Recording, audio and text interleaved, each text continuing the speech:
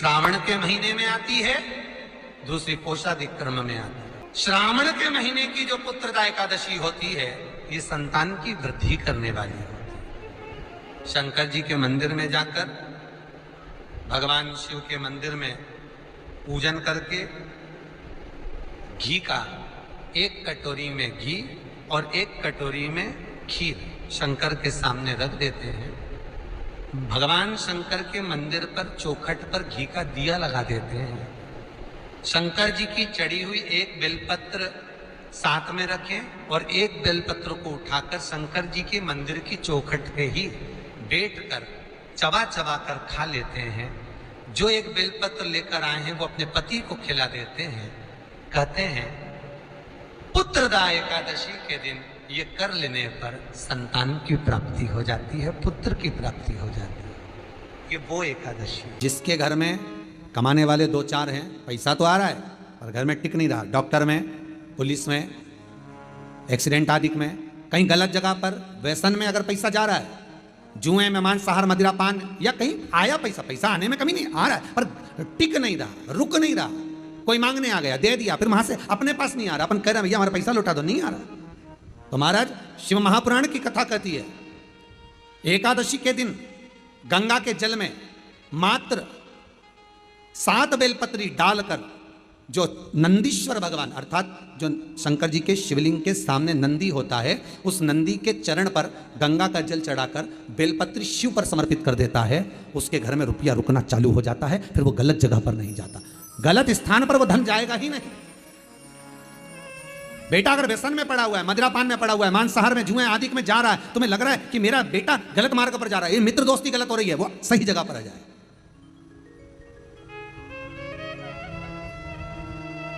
करना है एकादशी।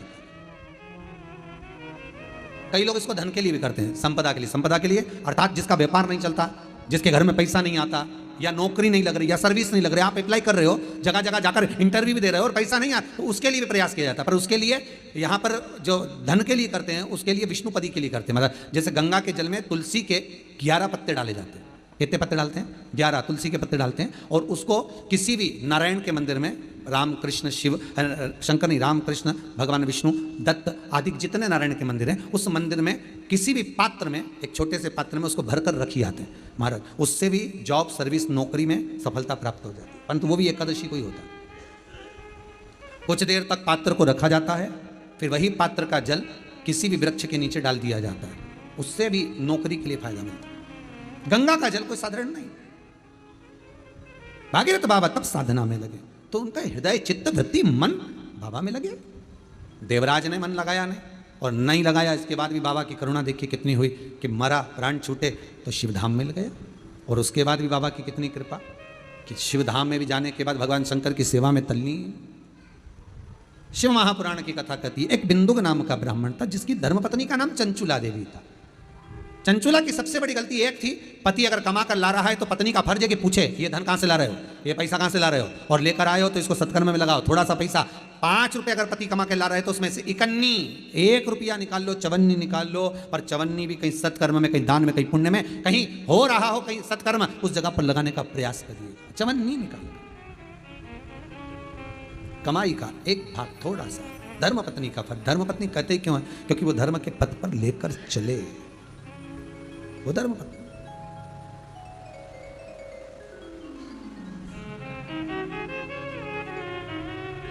पैसा, धन ज़्यादा आने लगे तो पत्नी को कहना चाहिए कि देखो थोड़ा बहुत मेरा मन है, शिव महापुराण की कथा हो जाए, या फिर कहीं सत्कर्म में लग जाए, कहीं ब्राह्मण भोज, साधु भोज, सन्यासी भोज, गुरु जन में, संत जन में, साधु जन में, तपस्वी जन में कहीं लग जाए।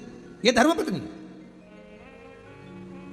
जहां धर्म जुड़ा हुआ हो वो धर्म।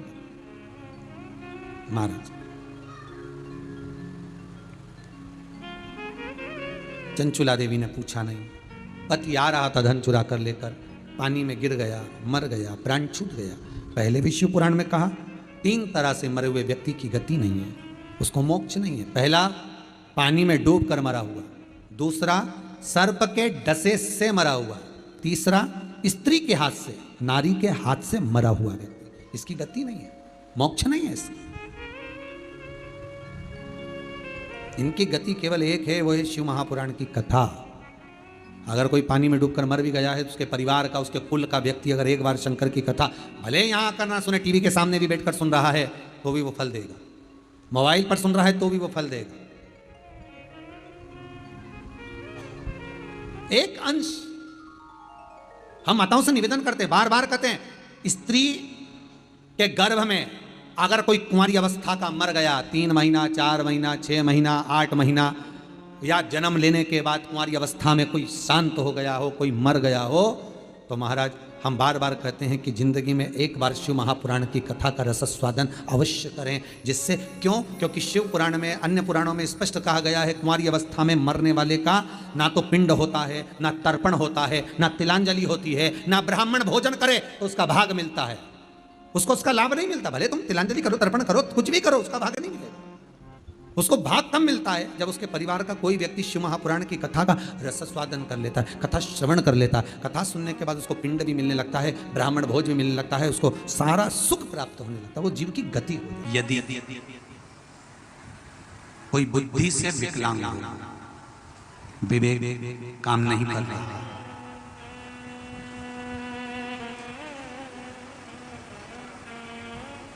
अगर विवेक काम ना कर रहा हो, माइंड से कोई कमजोर हो, तो जब स्वधा के नाम से आप शंकर भगवान को जल समर्पित करें, स्वधा स्वधा कहकर उस जल को समर्पित करें, तो पितरों का स्मरण कर कर वही स्वधा को समर्पित किया गया जल, जिसको विवेक की तकलीफ होती है, बुद्धि की तकलीफ होती है, अपने पितरों का, अपने पूर्वजों का स्मरण कर कर उस जल को उस विवेकहीन व्यक्ति के दोनों भुकुटियों के पास में लगा देना चाहिए, थोड़ा सा। जैसे एक पत्र में आया है,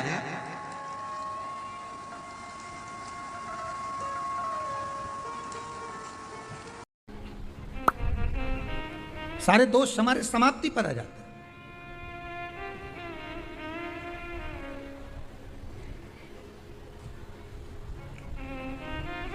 अब एक विचार करिएगा थोड़ा सा अपने मन में, अपने चित्त में, अपनी वृत्ति में एक बात उतारिएगा, एक अपने मन में एक बात को उतार कर रखिएगा कि आप अपने पाप को, अपने पाप कर्म को जिस दिन छिन्न करने वाले हो, समाप्त करने वाले हो, अपने पाप को आप जिस दिन समाप्ति पर लेकर जा रहे हो, तो उसके एक दिन पहले आपको प्रसन्नता होना चाहिए कि नहीं होना चाहिए कि कल मेरा पाप कटने वाला है, कल मेरा पाप समाप्त होने वाला है। जो मैंने पाप कर्म करा है वो समाप्त होगा, जो मैंने पाप कर्म करा है वो कल समाप्त हो जाएगा। तो एक दिन पहले आपके चेहरे पर प्रसन्नता हो कि ना हो?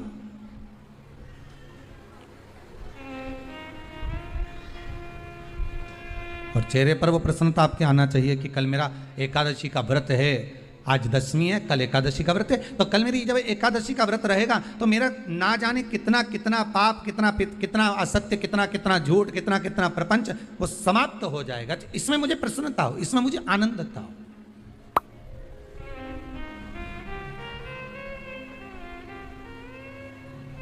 तो क्या कहा गया कि प्रयास करिएगा कि एकादशी के दिन कोई वृक्ष की, कोई डाली की, कोई कोपल की कोई पत्ती ना तोड़ी जाए। क्यों? तो कहा अगर उस पत्ती को हम तोड़ देते हैं, वृक्ष की पत्ती को या क्यारे में लगी हुई कोई डाली की पत्ती को हम तोड़ देते हैं तो एकादशी का पुण्य फल प्राप्त नहीं होता, एकादशी का कोई फल हमारे खाते में नहीं जाता, पुण्य फल प्राप्त। अब फिर भले तुम चाहे तुमने मोरधन खाया हो, चाहे तुमने फिर चिप्स खाई हो, चाहे तुमने फिर व्रत का कितना ही सामान खा गए हो और तुमने सोचा कि आज मेरी एकादशी है, तो फिर उसका कोई फल प्राप्त नहीं है, उसका कोई सुख प्राप्त नहीं है आपको, फिर उसका कोई आनंद प्राप्त नहीं है आपको, तो उसमें कोई आनंद की अनुभूति आपको नहीं मिली। एकादशी कौन है? कहां से प्रकटी है? माया? नहीं, एकादशी है कौन? क्यों इसकी इतनी प्रधानता है? क्यों इसकी पुण्यता है? ऐसा क्या है एकादशी में जो इसकी पुण्यता मानी जाए? कौन है ये जो भगवान नारायण तक एकादशी का व्रत करते हैं? सुभद्रा जी को भगवान जगन्नाथ ने, जगदीश ने एकादशी का व्रत कराया था। बद्रीनारायण भगवान को माता लक्ष्मी ने एकादशी का व्रत कराया था। क्यों? चंद्रायण एकादशी व्रत की माता। एकादशी है कौन? तो कहा जिसको व्रत करने पर भगवान नारायण भी जिसका व्रत करते हो, भगवान माता लक्ष्मी जिसका व्रत करती हो, वो एकादशी है कौन? तो शास्त्र वर्णन करता है महाराज, स्कंद पुराण का सुंदर चातुर्मास्य खंड के अंतर्गत वर्णन आया है महाराज। एक बार भगवान विष्णु आनंद में विराजमान थे, पद्मावती और माता लक्ष्मी दोनों उनके पास में विराजी हुई थी, दोनों बैठी हुई। भगवान लक्ष्मी और पद्मावती दोनों बैठी है, एक सिर के पास, एक चरण के पास। कुछ समय बाद वहीं पर ब्रह्मदेव का आगमन हुआ और ब्रह्मा जी आगमन पाकर भगवान नारायण पद्मावती से लगकर उठे और उठकर लक्ष्मी की ओर झुके। झुकने पर इन तीनों के समागम से भगवान नारायण के हृदय चित्त से एक कन्या प्रकट हो गई। उस कन्या का नाम एका था। क्या नाम था? एका। अब 10 उसके गुण इतने प्रबल थे, वो 10 गुण उसके बड़े प्रबल थे कि वो एका जिसको निहारती थी उसको संपदावान बना देती थी,